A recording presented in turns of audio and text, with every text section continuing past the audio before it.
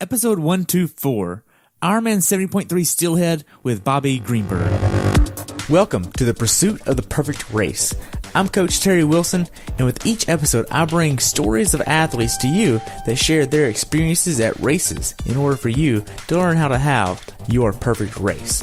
We will hear stories from athletes of all ages, abilities, and races of all distances. So regardless of where you fit in, there's something in it for you. Thanks for spending some time with me today. Now let the pursuit begin.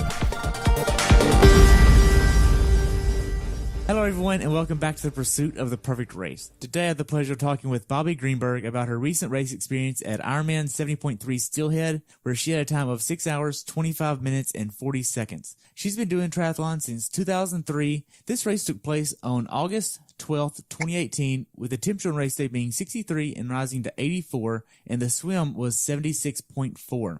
Welcome to the show, Bobbe. I look forward to hearing about your recent race experience at Steelhead. Thank you. It's a pleasure to talk to you. Awesome. So what made you want to do this race in the first place?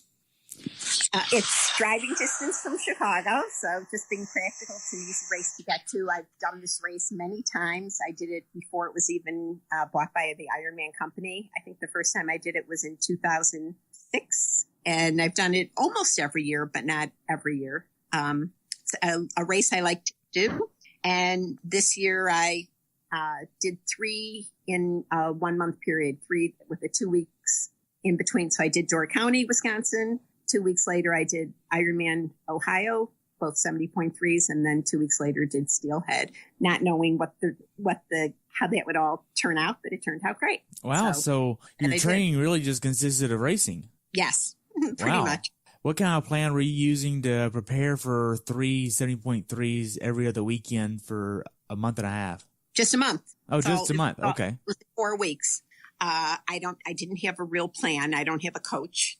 But I do train with other people, and I belong to like a running club that's, a coached, I don't know if it's coached, but that has distances that are predetermined. So I just continue to do that. I do a track workout and a tempo workout and a long run 3 days. So that's my 3 days a week. I continue to do that. It's the long run is for training for the Chicago Marathon, and my race, my Ironman race, is always the same weekend, so it always seems to work well for me to use that distance. I in the past have swum with masters groups, and now I've been swimming with a girlfriend that wakes up later in the day. I just recently retired, and I used to have to be at the pool at 5:30 in the morning, and now my friend doesn't require that. So it's 8:30 in the morning or whatever. So I like having that extra time to sleep. That seems to be working well. And biking, I do whatever my friends are doing. And so if they're doing something longer, I will too. And if they're doing something short, I just kind of go along with what they do and seem to get in whatever workouts I need to do. Okay. Now, going into this race, were you doing a lot of bricks in training, or were you just reserving that for the races? I do. If I do a long bike, I try to do a brick after I try to do a run, even if it's just for 5 or 10 minutes. I've never done a long run after a long bike. I don't think I've ever run more than 20 minutes off the bike in any training at all, to be honest.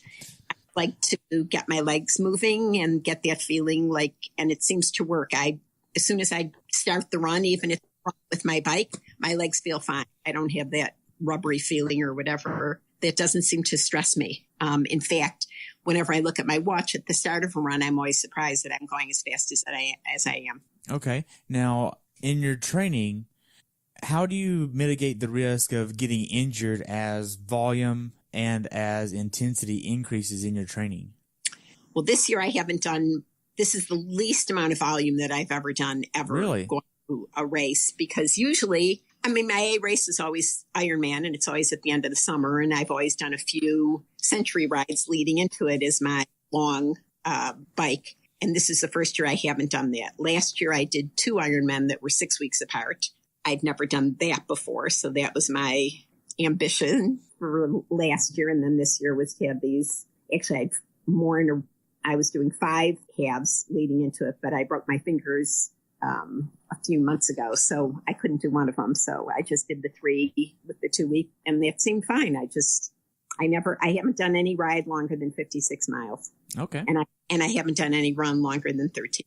But I know this weekend our running club is doing 16 miles. So I'll jump on the wagon now for longer distances, and I'll try and get in a longer ride sometime.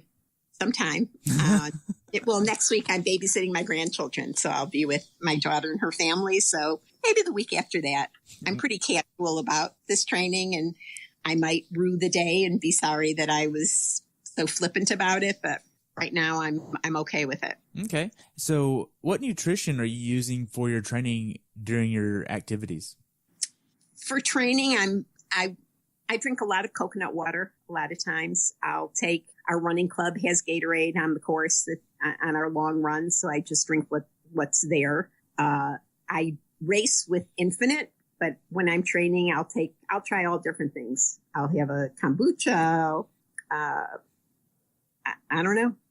Whatever I seem to have in my bag of tricks, I'll try different things for training. Training never seems to bother my stomach, so I just make sure that I'm getting enough calories per hour. But I don't pay attention to the form that the calories come in. Okay, so if we take a look at the, say, 6 months leading into this month of training, or this month of racing rather, did you miss any of your training?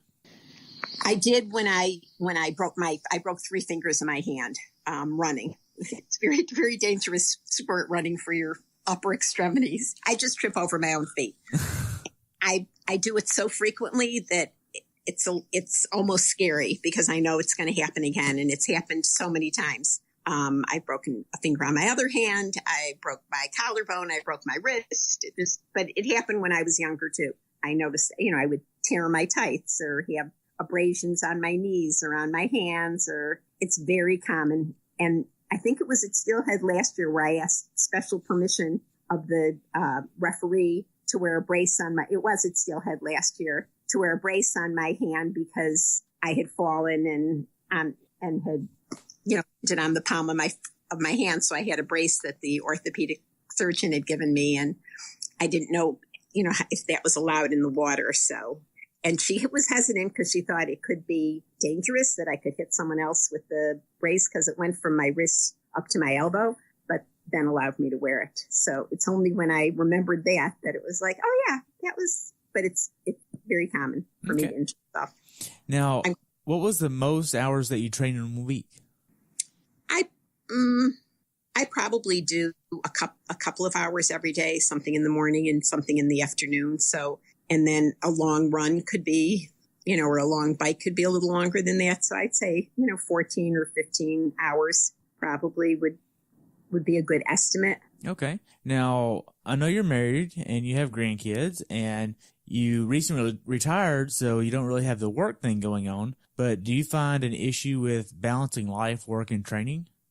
So the only, if you call it an issue, and it's a good issue to have, is that when my daughters ask me to babysit, or that they're coming in, we just had 10 people staying in our house, some friends of ours from out of town, and they were here. So, I just love it because it fills my heart so much to have, so many, people who I love around. But I definitely am not going to sacrifice being with family to get in an extra bike or run. So I could go, and my friends laugh at me, I could go a week easily without doing any training at all, and I don't care. Wow.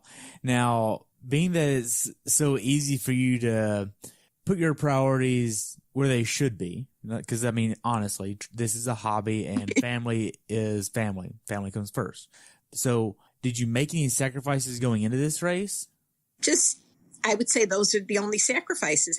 My husband would have said earlier that he has sacrificed some delicious meals, because of when I first started training for Ironman, there was definitely a shift in our marriage. I wasn't home at dinner time all the time, and I wasn't cooking the meals that he had become accustomed to. And so there was definitely that change. And, he's been neglected. There's no doubt about it. Wow. So could you be where you are in the sport without his support? Probably not. It's nice. It's nice that it's not a problem in our relationship. That's for sure. And he's very proud of me when we're with other people and he says something about that I'm an Ironman, if they don't react, he'll be like, do you know what an Ironman is? Like that. So he likes to brag. So he does. He's definitely proud of that. And, the first Ironman that I did, I qualified for Kona. So once we went there, that kind of was a shift too. That was a change because we had such a great time there, and he loved the atmosphere, and it was definitely a fun place to be. And I think that put it in a different perspective, because that whole first year, it was actually 2 years of training because I had fallen down again. And so because of that, I had put in, in the first one, I think you do so much training because you're scared not to. And, so that wasn't so much fun, that I was gone so much of the time. My daughters would call up and he'd say, I don't know where she is. She left at 6 a.m. I haven't seen her, that kind of thing. So, but now we're good with it. So, wow. So being that this race was at the end of a series of 3 races in a period of a month, did you taper it all in between each race, or did you do anything like that? So I had a girlfriend that was doing similar things with me. And so we would, and she had a coach that was telling her what to do. So her coach believes in a recovery swim or a recovery bike the day after a race. And next day, another one. And then the third day, I think you do a recovery run. So we never stopped doing stuff. And leading into it, we were still training, but doing something short and taking maybe the day off. I take the day off before the race, but okay. am the day before that, but so I think they didn't. So whenever you take a look at the travel and logistics for this race, how far away do you live from Steelhead? So we're just a couple of hours by car. So we left Saturday morning for the Sunday race. So we left 9:30, got there around, there was a time change, got there somewhere around noon or 1 or something, went to registration, and then went to the hotel, and then went out for dinner with teammates and just had fun. Cool. So how was the check-in process at the village? Very quick, very quick. It couldn't have been faster, or as fast as you could move and sign your things. That's how fast it was. Wow. Were the lines long? No, there was no line. There was no, even like AWA gets to, even that wasn't necessary because there was no line. Wow. And we did the day before. So it wasn't like we were coming at the end of the time, and everyone was super friendly and very efficient. And it could not have been simpler. Okay. Now you had to check your bike the day before the race, right? No, this was optional. Okay. So we didn't. We actually never even took the bikes out of the car. We just left them in the car. And then on race day in the morning, we stuck our stickers on and pumped up our and brought it to the race as we walked to the race. Nice. What kind of bike do you have? I have a 2011 entry-level Cervelo P2. Wow. Yeah. And you have a zip zone there? Mechanical shifting and mountain bike pedals. Mountain bike pedals? Yeah. When I first got a bicycle, the guy at the bike shop, it was actually a friend of mine, wanted me to bike with him. And he said, if I get the bike, he'll buy the pedals and the shoes. And the guy at the bike shop sold me these Speed Play Frogs, they're called. And it's a mountain pedal. And your foot, I don't even have to think about it to release myself from the pedal. It couldn't be easier to get out of a pedal with these cleats. And so I started using them. And even though I feel and they have a real lot of float. So I'm thinking they're probably not as efficient because there's so much float to them. And they're heavy. So for a few years, I used just the Speed Play Zeros, but my toes would cramp for some reason. And the only thing I could attribute it to, my toes didn't cramp until I was 80 miles into a bike ride in heat. And that only happens in a race or, on maybe if you have a training day that's really hot. So, but it happened to me on a couple of A races and I just didn't want it to happen again. So I went back to these mountain pedals, which it had never happened in those situations. And I used to do long bike rides, ride the Rockies or bike tour of Colorado, where I was doing hills in heat, long rides. And with these pedals, it never was a problem. So I thought, my whole bike looks so old school. I have stickers all over it. It looks like a hippie version of a Volkswagen bus. Like, you would laugh if you saw it.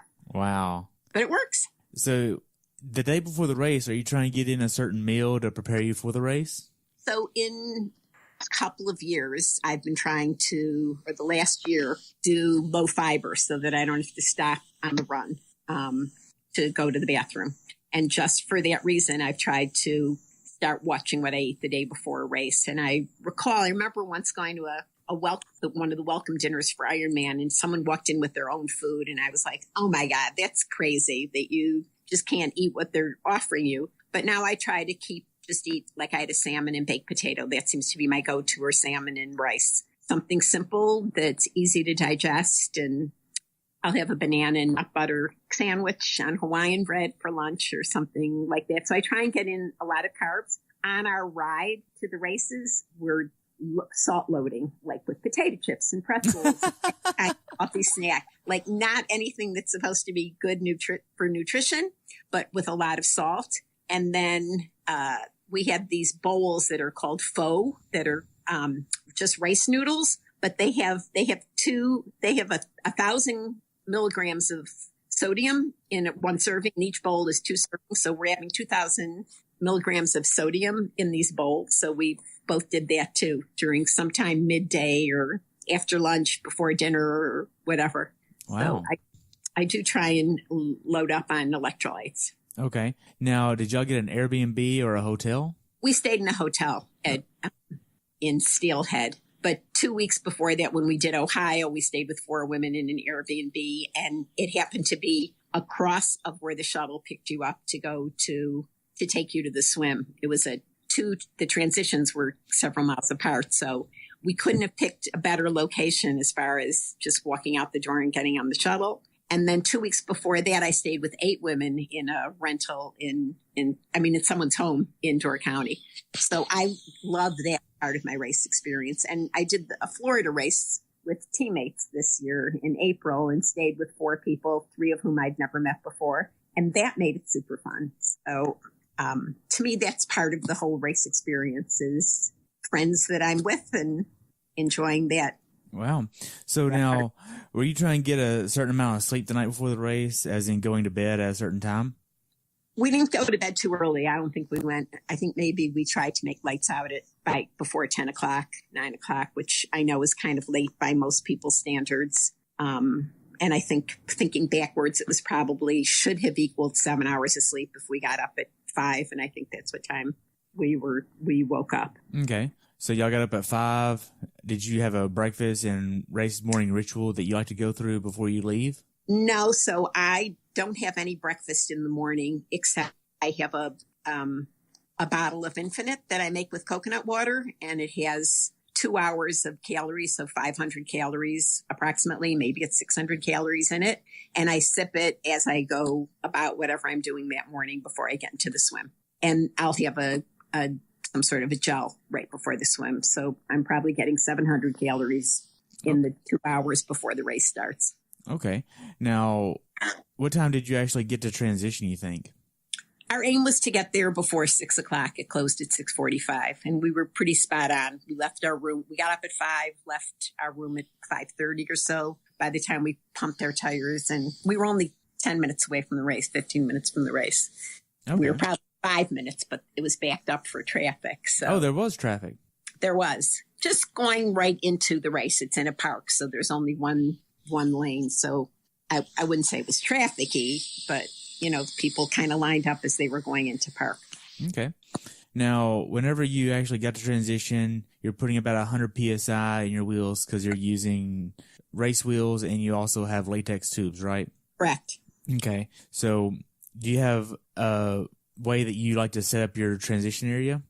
No, just rack my bike like I'm supposed to. I do clip my helmet, and I know I should leave it on clip, but I don't like to leave it on the ground where someone can ride their bike over it or throw sand onto my bike helmet. Has a big lens on it that I love.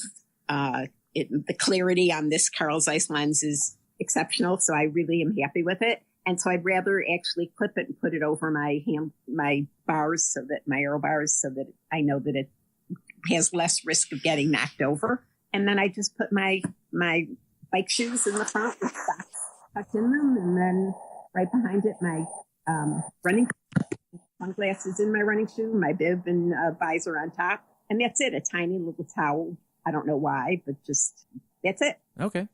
As you're leaving transition and preparing to go down to the water, this is a rolling start for this race, right? Yes. Did you realize that it was going to be quite a rough swim whenever you started seeing the water? So we were looking at it and it looked like it was rough. And it wasn't until I saw that they started to bring boatloads of people back before we had even gotten in the water that I realized that it could be, more difficult than it was. Wow. So where did you see yourself at? Just at the end. I don't know. I didn't have a time. I don't know. I didn't pay attention to that as really. Okay. Now, whenever you got into the water with this rolling start, you weren't wearing a wetsuit, but you always so this is interesting. No, I did actually. I was at the water when I saw them bringing in the boats of people, and I was in a skin suit.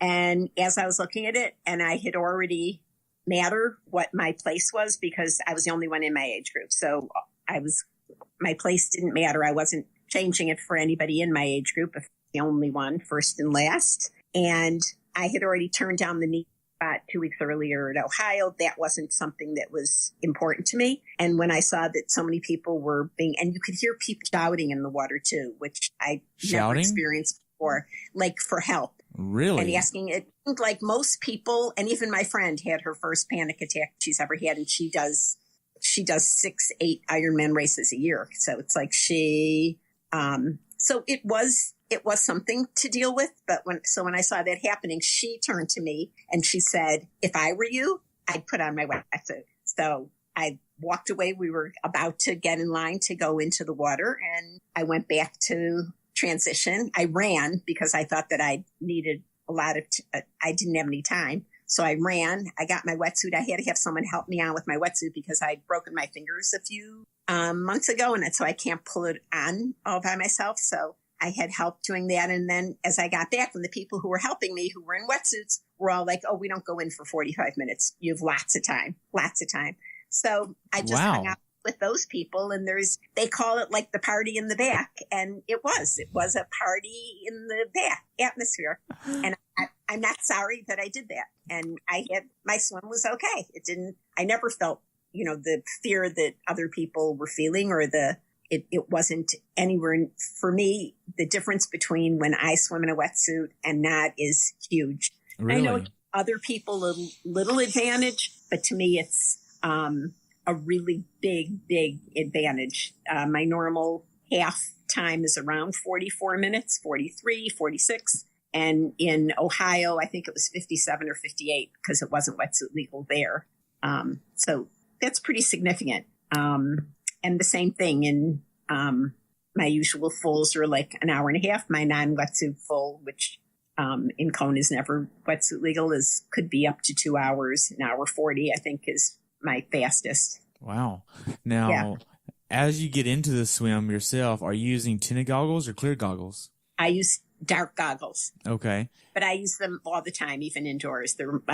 Because those become my old goggles. So I only have a dark goggle. It's not mirrored, but it's a dark brown or dark gray. Little children's goggles. So they're junior hydrospecs. Or a fog. Do you have a certain way to do your hair or do the goggles to make sure you don't, lose your goggles or get too much pooling on your hair? No, I just put my hair in a ponytail in the morning, and that's how it is the rest of the day. I just tuck it into the swim cap and make it low enough that it'll fit under my bike helmet.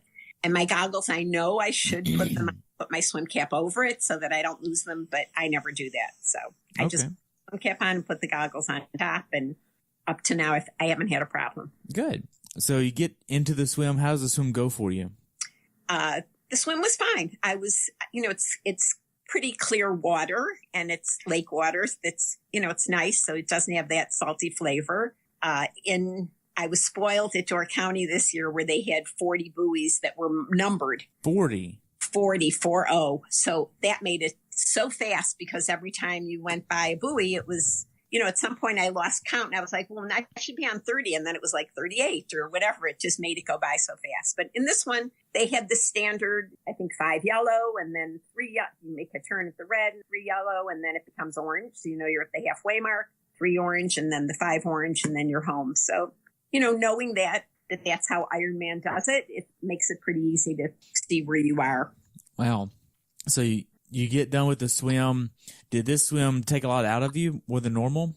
No, I wouldn't say that it did. Everybody was talking about it afterward, and I'm sure had I not worn a wetsuit, I might have felt that way. But because I did, I would say no. Okay. It kind of felt nice. There was chop, but no. Okay. So you get to your bike in T1 and then you head out. Did you have any issues or problems in T1? No, it's just funny because when you're AWA, you're seated on your bike according to what your number is. And I was the last. So first they have gold. And so I was the last gold because it went according to age. And then it becomes the youngest man gold. So I was like right there. And anyway, the whole rack for all of the bikes were gone when I got there. Oh, wow. I started 45 minutes after everybody. And then these are all people who were legitimate AWA gold. They're probably fast people. They're not old like me. So legitimate? Well, I don't know what the right term is. They're all faster than me. I shouldn't say that, but many of them are. Okay. Right. Yeah. They're not. I take that back. Okay. So you get out on the bike course. How does the first few miles go?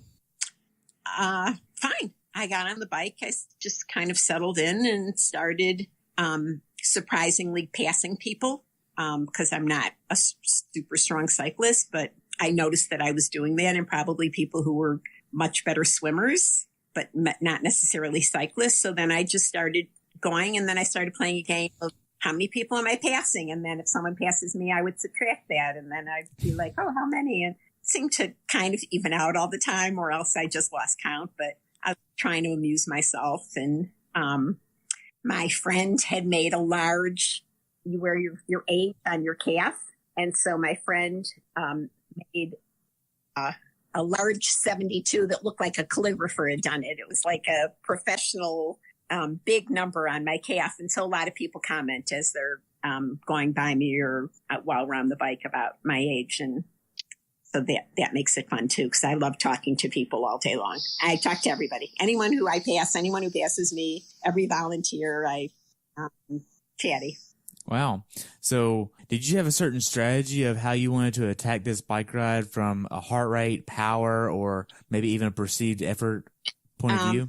No, I've been experimenting this year. So this friend that I was with and another friend are both great cyclists. They beat the female pros in races, averaging 22.5, 23 miles per hour. And they'll always go as hard as they can for as long as they can. So they're pushing big gears, pushing her hardest gear in every race the whole time. So I can't do that. I don't have that kind of power, but I have been experimenting with pushing harder at a slower cadence.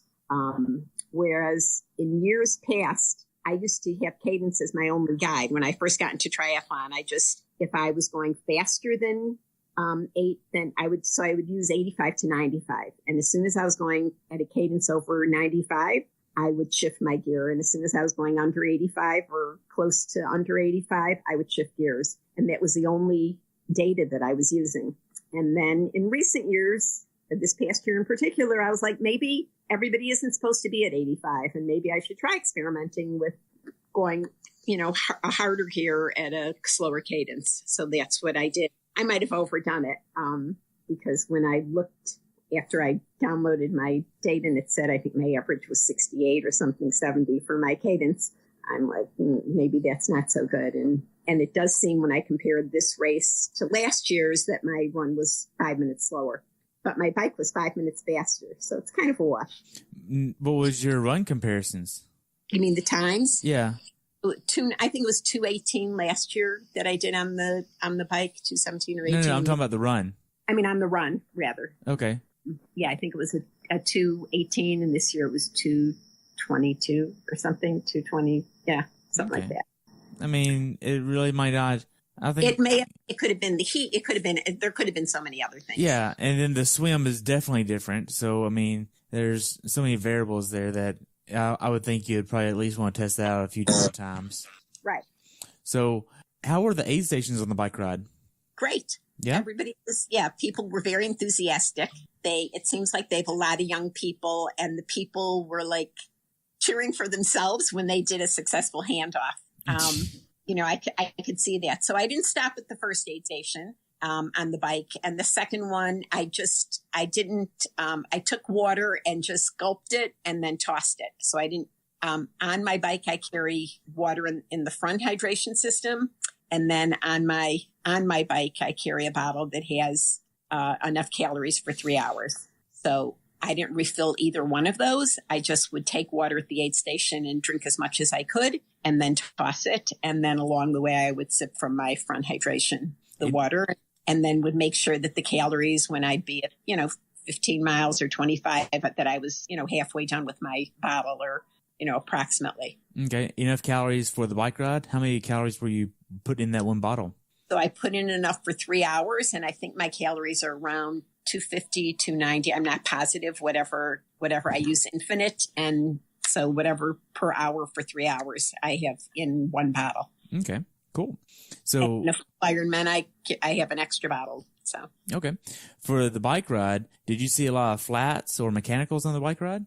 I probably saw maybe 4 or 5. And every time I do, it's like, oh, I'm happy it's not me. Have you ever had a flat on a bike ride in a race? No. Wow. Yes. Not in an Ironman distance, but maybe in an Olympic distance. I once had a flat tire, and it made the race. It made it so much fun for me because I got off the bike and I stood there for a second looking around like, well, where is someone to help me here? And, when I saw that no one was coming along, I was like, okay, I'm going to take it off. I'm going to start changing it, and did that myself. And it was the rear tire, and I was nervous putting it back on because of all the gearing, but it was as if it was a magnet. It just popped into place.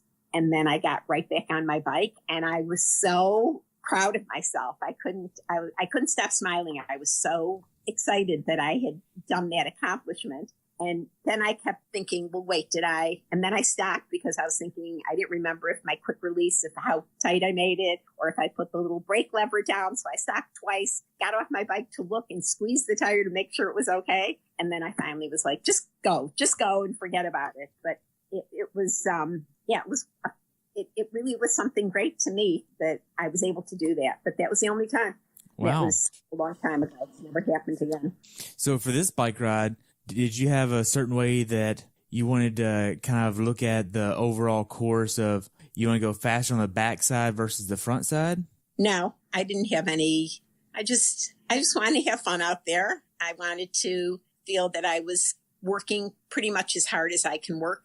My body doesn't let me overdo it ever. I don't think so. I don't have the luxury of holding back because I'm always fearful of getting a mechanical and then not making a cutoff or something. So I wouldn't say I'm holding back. I feel like I'm really going hard the whole time. I can feel that I'm breathing heavy. But my heart rate's not crazy or anything like that.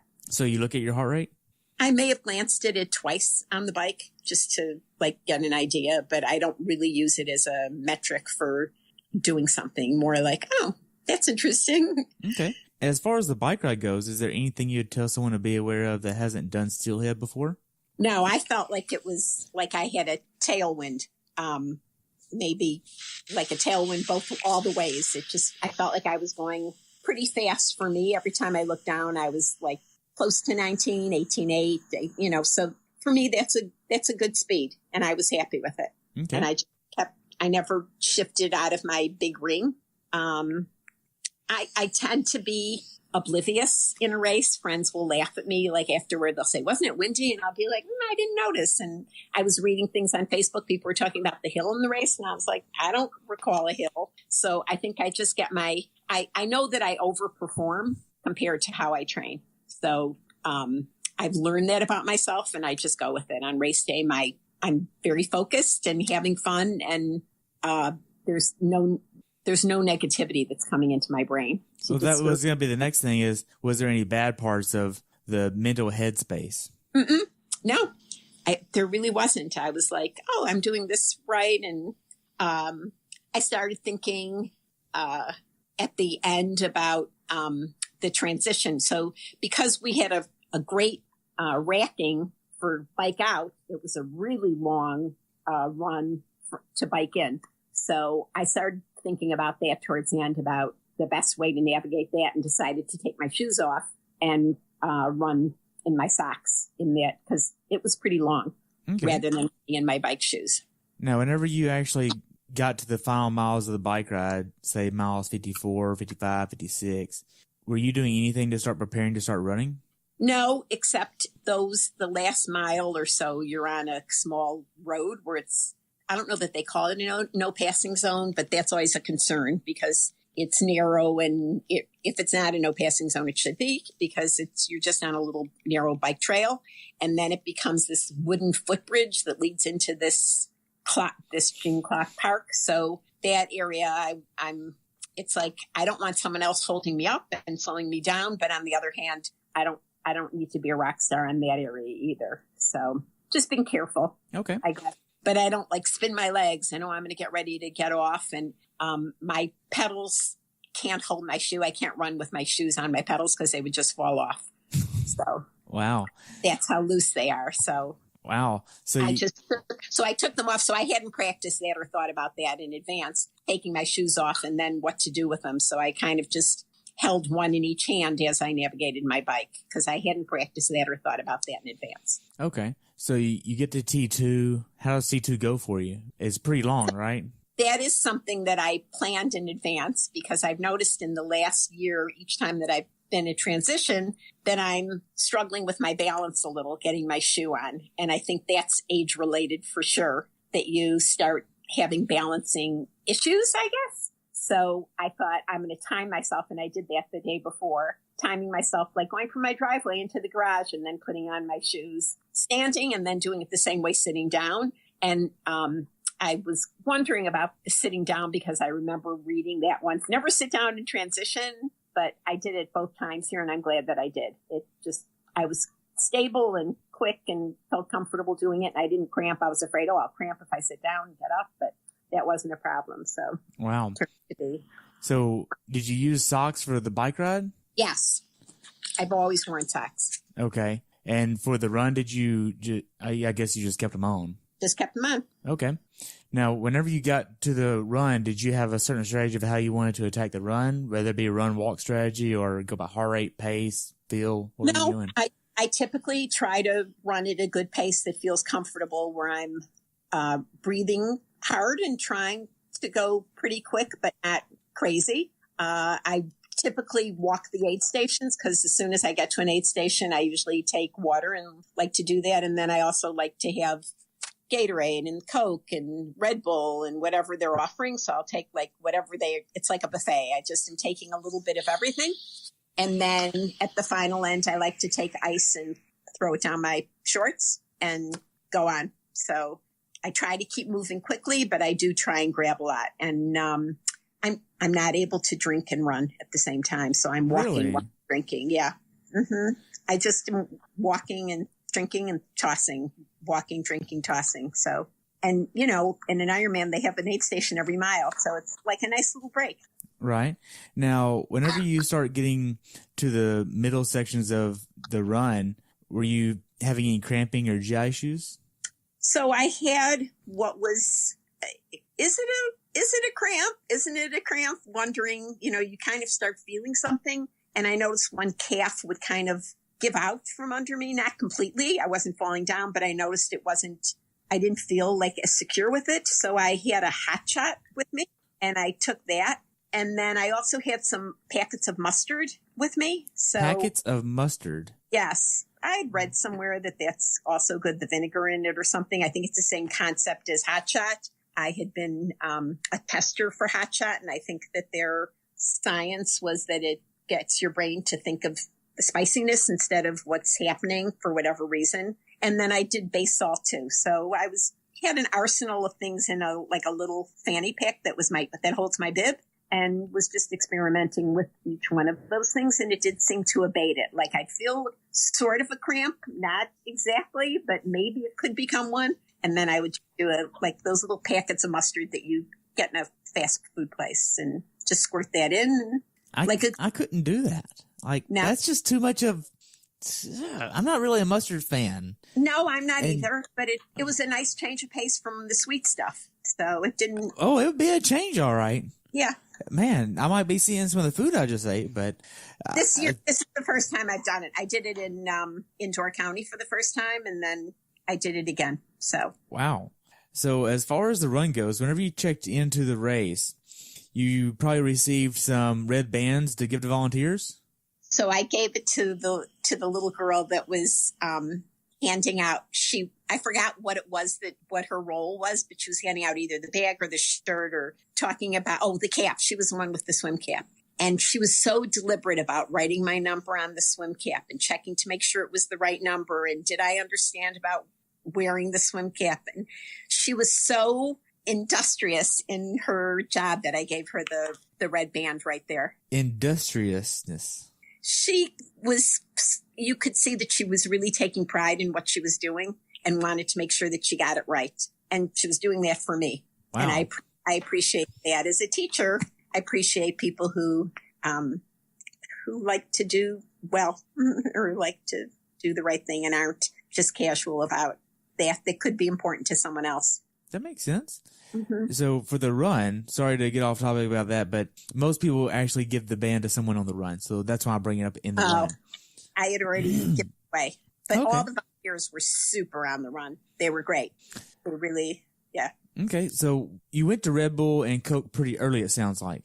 Right from the beginning. I'm just like, I'll have some Gatorade. Okay, I'll have Red Bull. Oh, I'll have a Coke. Oh, what else are you offering? And this doesn't upset your stomach? Fine. You got a beer? This doesn't upset your stomach? No. Mm-mm. Really? No. Okay.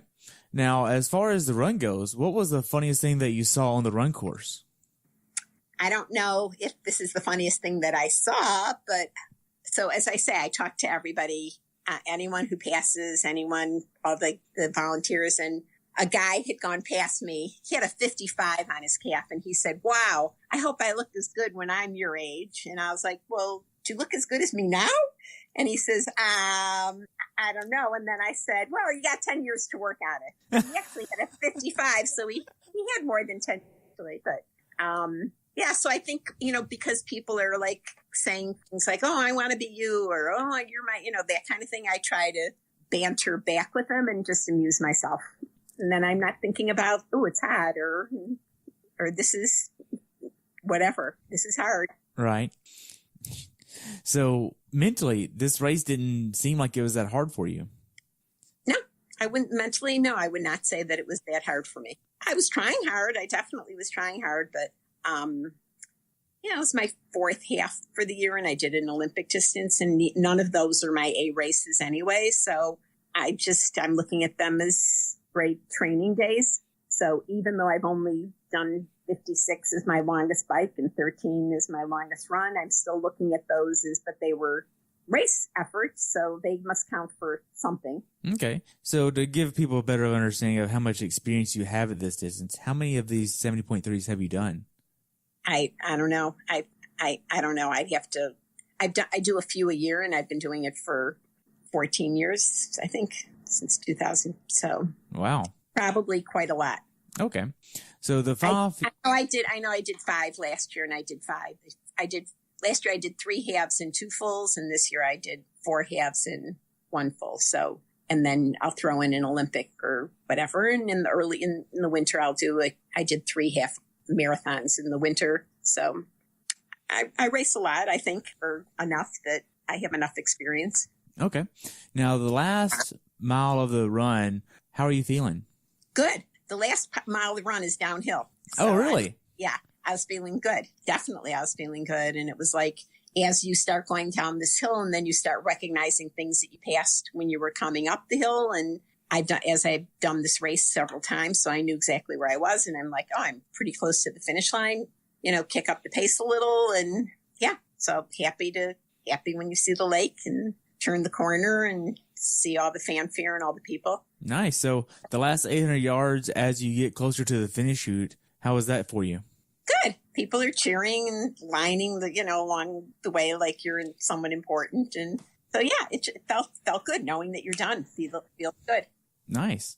So as you cross the finish line, were you happy that it was over, or would you have just wanted to go further? I for sure don't.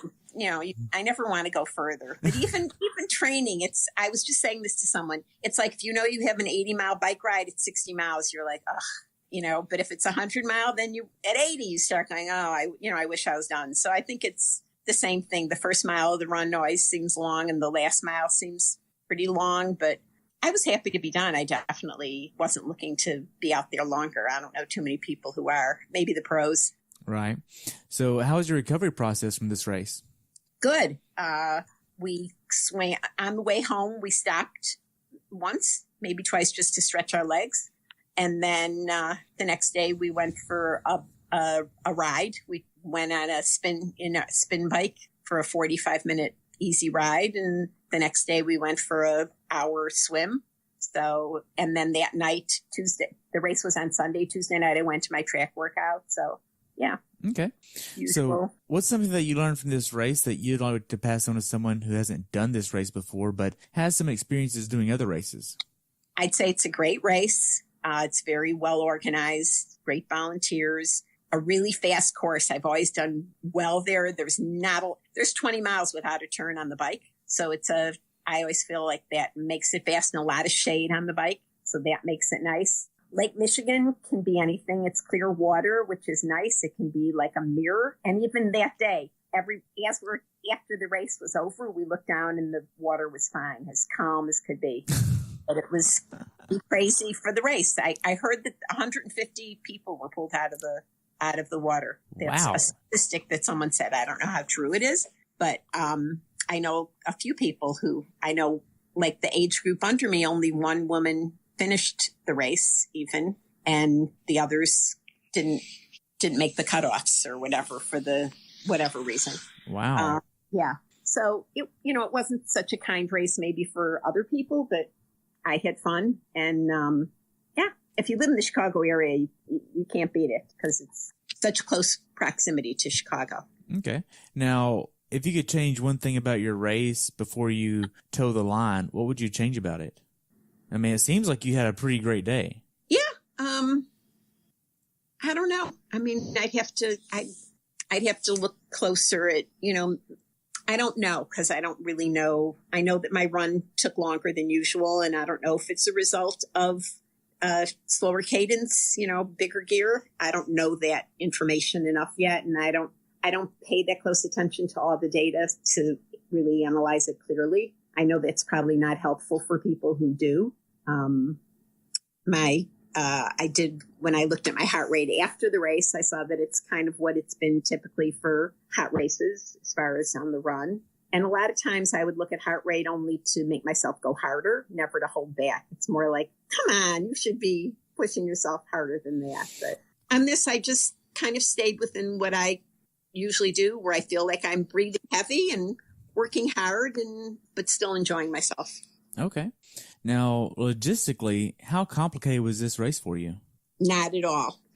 Maybe because I've done it before. I also travel with this friend who she does the driving, and we work out together and train together. So we went to the hotel together. So she's 22 years younger than me. She kind of takes care of me in a way that she never lets me play the age card. And she's like, hurrying me up or whatever, but she makes it easy and fun. So the logistics were simple. Wow. Mm-hmm. Now, as far as Ironman making your race experience better, how could they do that? There's a few things that I think are goofy that are rules, and some of them don't even apply to me, like the rule about that you can't have the top unzipped past the breastbone. If it applies to men, it doesn't even apply to me, but it seems like why waste their time even thinking of that? Or when there's races there's so much drafting that they need to concern themselves, I think, with the number of athletes that they're putting on a course more than that. I do have I think the non-wetsuit legal air temperature should be aligned with USAT and ITU. ITU and USAT are both at 78 degrees or 78.1. I don't know why Ironman has theirs at 76.1, especially because they take pride in their new Smart Swim initiative. And all it does is cause anxiety in a lot of athletes, especially the Ironman distances are longer. So people are in the water longer. They are less likely to overheat because they're in there a long time. And if they're doing it for safety, then no one should be allowed to wear a wetsuit. So if they're allowing you to wear a wetsuit up to 83, which is the same thing as USAT and ITU, I think that it should be the same. I think that at least they should follow that so that there's an agreement that they all have on that. And just this was such a good example of so many people who are good swimmers and who've done the course before and weren't able to finish the swim because of this wetsuit legal rule. Why do you think it's so much? It's almost 3 degrees lower, right? Yeah, 176 and 178. And I think it's 76.1 and maybe 78.2. I'm not positive, but close to that. Right. And the temperature was 76.4. So if it was a USAT race or an ITU race, it would have been wetsuit legal. A lot of people would have been a lot happier at the end of the day. And it's not just being happier with your time or happier that you didn't DNF. There was a lot of anxiety. There were a lot of people that were having panic attacks and that were scared. People were shouting and screaming for kayaks. And it was scary to hear that. You could hear the panic in their voices. And that would have been eliminated had they just gone by the same rules as the other governing bodies of triathlon. That makes sense. Now, for first-timers that are doing this race next year, you've done this race a few times. What advice would you give first-timers doing this race next year? Just, your goal should just be to finish and enjoy the day. I think that should be for any first-timer. Not to have, I think it's a mistake to have goals in your head about time because you don't really know how you're going to do till you put it all together in a race. And if this is your first time doing it, you don't know how you're going to perform when you have to put the run on the end of a bike on the end of a swim. So that would be my advice. My advice is to always have fun. Isn't that why we're doing it? Isn't that why everybody is signing up to do it? You're paying to do it. It's to have fun. So right. Well, we covered quite a bit about this race. Do you have anything else to add? Not really. Just now I have to amp up my training. Right. Start getting a little more serious in the future. Yeah. All fun and games is gone now. Right, because you're going to Kona, right? I am. And this will be your 7th time going there? My 6th time. Your 6th time going there, okay. So to shift gears a little bit to talk about Kona, you've been there a few times. You've experienced the course, the crowds, the excitement, the Super Bowl, so to speak. What advice do you have for people going to Kona this year? It's a daunting event. It definitely is not. For me, especially because I love the whole social atmosphere, and the week before is so much fun seeing everybody. But the actual race is hard. It's always windy. It's always hot, and it's always humid. And you have to be prepared for that. I think it's harder. It doesn't have the elevation as like Lake Placid or Wisconsin, but it has those false flats that can take the wind out of you. The downhills aren't ever epic, fast downhills, even though you're going downhill. I've gone downhill where I'm 9 miles an hour because of the winds.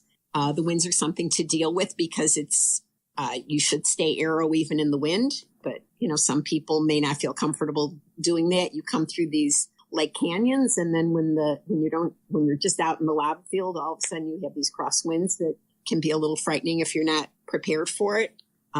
As the day goes on, the humidity goes up, so it gets more difficult in that way. What makes it especially hard is because in this race, most people are done 10, 11 hours. 11 is not even good, in the short time. And I'm someone who finishes, 13, 14 hours, 15. So I'm one of the last out of the water. I don't pass anybody on the bike, or not too many people. And if I'm passing someone on the run, it's because they're on the side of the road, and I get to say on your left, because they're having such a bad day. But it makes it hard. It makes it hard because I'm not in my zone of talking to people and enjoying feeding off of that social atmosphere. Right. So for the heat and humidity, what are some tactics that you've used in the past or seen in the past that might have helped you or helped others get through the heat and humidity? No, not really. I've never tried the cooling sleeves or it's something that I've heard about, but haven't used myself. So I do really the same thing that I did in every race. I use the same nutrition, just double it. I do take a flask of 2 flasks of Infinite on the run with me, so I can add that where I'm not just relying on what's at the aid station. I know that I'm getting more calories on the run because it's longer. But as far as the heat and the humidity, no, just try and pretend it's not there. Just do the best that I can do. Okay, so for athletes that are going there for the first time, what advice would you want to give them that might help them for their race? If there's someone that's finishing at the end of the day, or if they're finishing after 5:30 in the evening, 6 o'clock, it gets dark there. It gets darker there than anywhere. Even here in my home, there's this ambient light that comes off of whatever stores or places in the area that even all night long, there's like a light in the sky that seems to be around where I live here in the Chicago area. In Hawaii, there isn't any of that. So even with a full moon and a starry sky, it's pitch black out there. And so I wear a headlamp, and I would recommend that for anybody who's going to be finishing when it's dark, because the first year that I did it, I borrowed a lamp from someone at an aid station and was carrying one of these big 5-pound lamps as I was running, because someone had run into me and I had knocked over a cone, and it's really like you can barely see your hand in front of your face. That's how dark it is out there. Wow. So, That's but crazy. If you're finishing in the daylight, not a problem. Right. Now, I've heard rumors for the people finishing at the 12, 13, 14, and 15 and 16 hour mark that they're literally pulling the course up almost around 3, 4 o'clock. I think everything stays open. There's people, there's still, in addition to older people, like people who are in their 60s and 70s that are out there.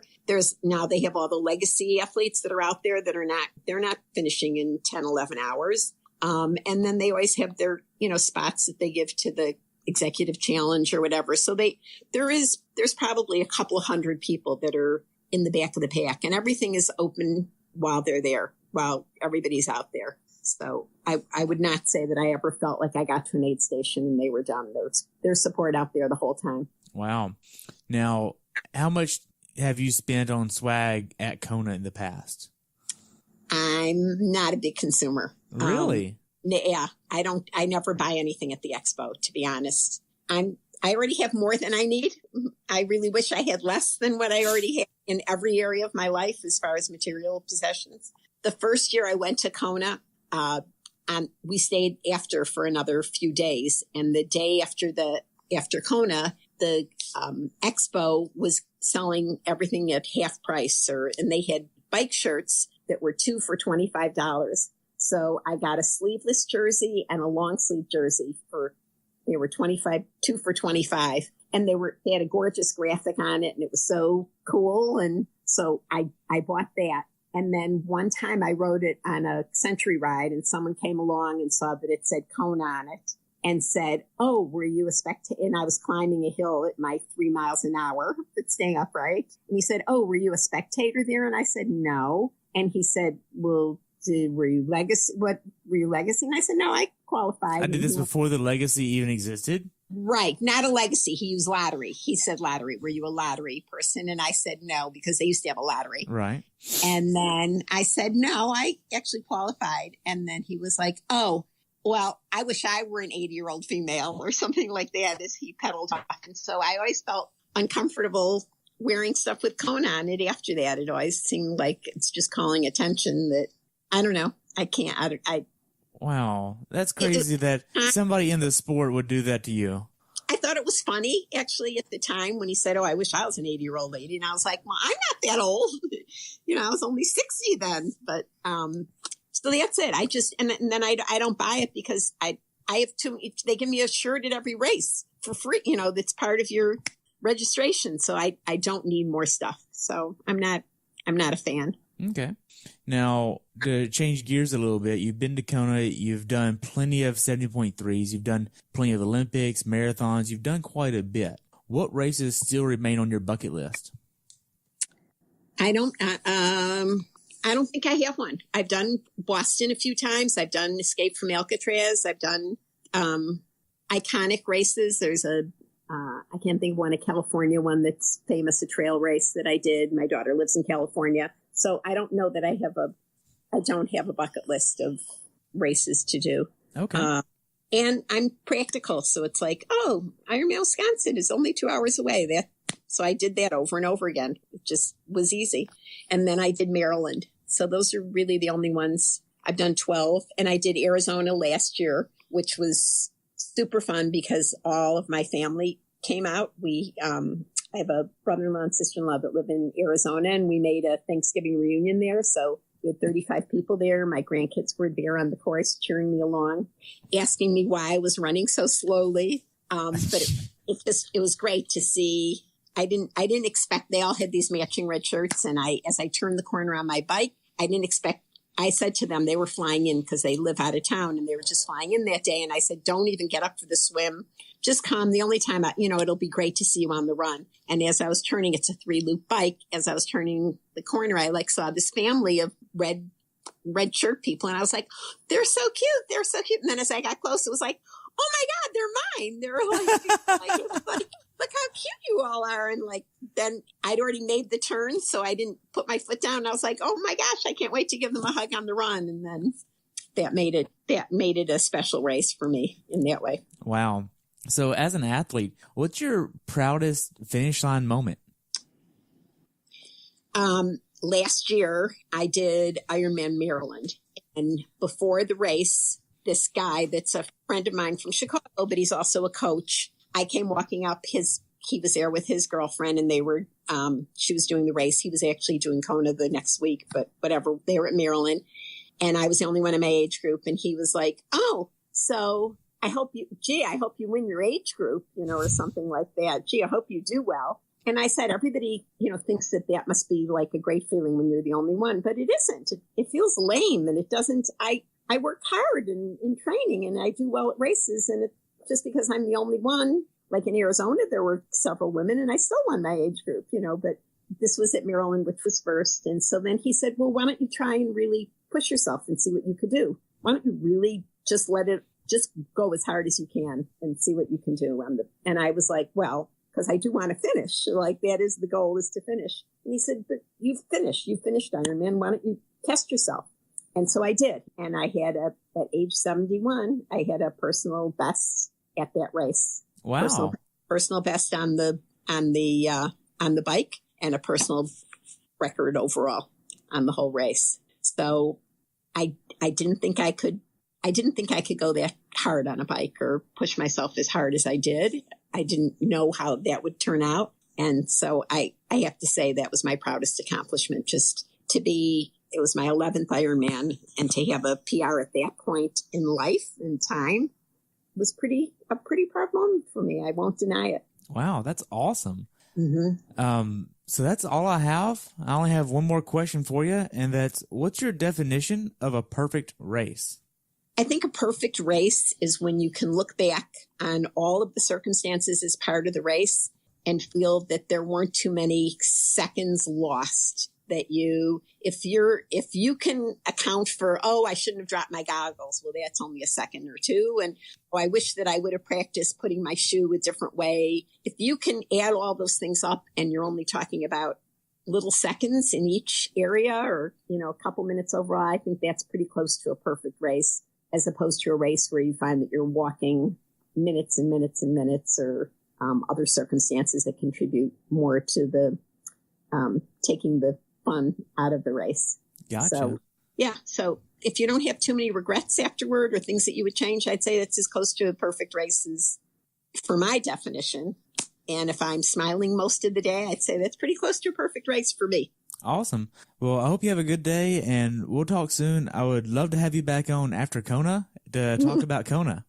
Yeah, we'll see how smiley I am after that. That would be that would be interesting. Yeah, I mean, why not? Right. Okay. Well, thanks for tuning in. We'll talk soon, okay? I hope you're able to learn something from today's episode. Right, if you enjoy the show, please take a minute to leave a review on iTunes or share it with a friend. Be sure to subscribe so you never miss an episode. If you'd like to see pictures from this athlete's race, learn more about who I am, what I'm doing, or be on the show yourself to share your story, check out my website at CoachTerryWilson.com. Until next time, continue the pursuit.